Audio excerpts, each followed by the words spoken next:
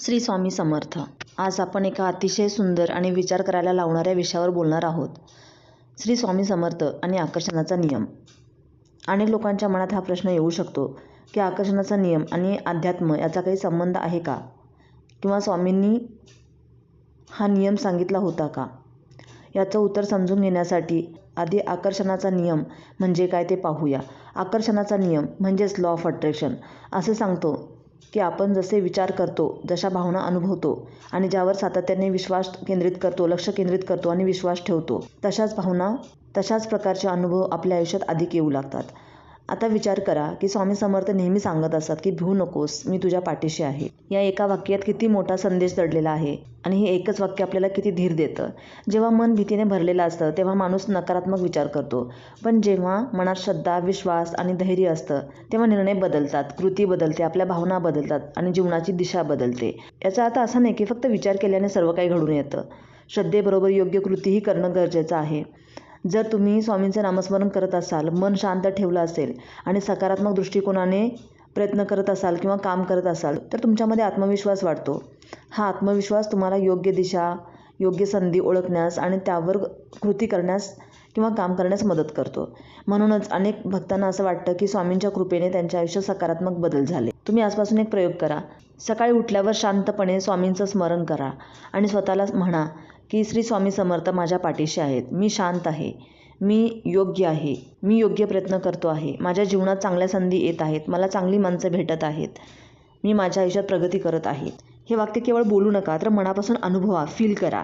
यानंतर दिवसभर तुमच्या ध्येयासाठी प्रामाणिकपणे कृती करा. जे तुमचं गोल आहे, जे तुम्ही ठरवलेलं आहे त्याच्यासाठी मेहनत करा. श्रद्धा, सकारात्मक विचार आणि सतत केलेले प्रयत्न याचा सुंदर संगम झाला की आयुष्यात नक्कीच बदल घडतो.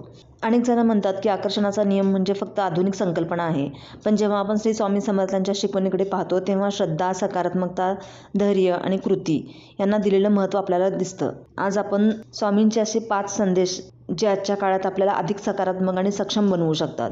भिवू नकोस, मी तुझ्या पाठीशी आहे. हे वाक्य लाखो भक्तांना, लाखो लोकांना धैर्य देतं.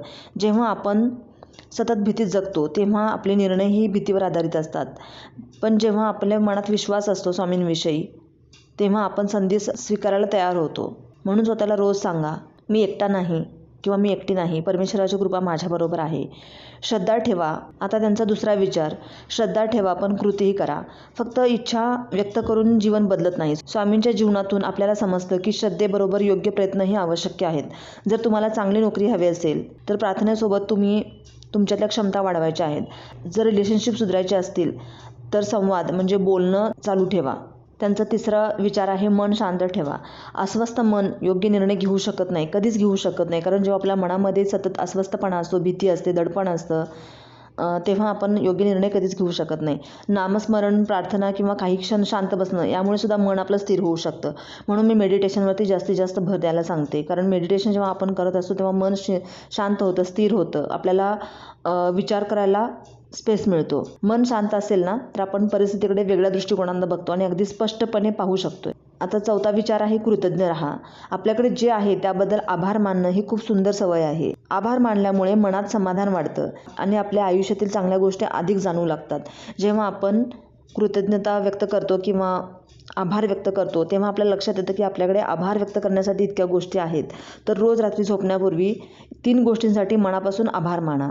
तुमच्या आयुष्यामध्ये किंवा दिवसभरात घडलेल्या घटनांसाठी तुम्ही दिवसभरातल्या 3 गोष्टींसाठी तुम्ही मनापासून आभार मानायचे आहेत आणि फील करायचं आहे. चांगले विचार आणि चांगली कर्म हा त्यांचा 5वा विचार आहे. आपले विचार आणि आपण केलेली कृती ही आपल्या व्यक्तिमत्वावरती परिणाम करतात. स्वामींच्या शिकवणीमध्ये दया, सेवा, प्रामाणिकपणा याचा आणि प्रेम यांना महत्त्व आहे. जेव्हा आपण इतरांशी चांगलं वागतो तेव्हा आपल्या आयुष्यातही सकारात्मक बदल घडून येतात. आपण याला आकर्षणाचा नियम म्हणा किंवा सकारात्मक जीवनशैली, पण श्रद्धा, शांत मन आणि आभार मानण्याची वृत्ती, सतत घेतली गेलेली ॲक्शन म्हणजेच कृती ही तत्त्व अनेकांना अधिक अर्थपूर्ण जीवन जगण्यास चांगली मदत करतात.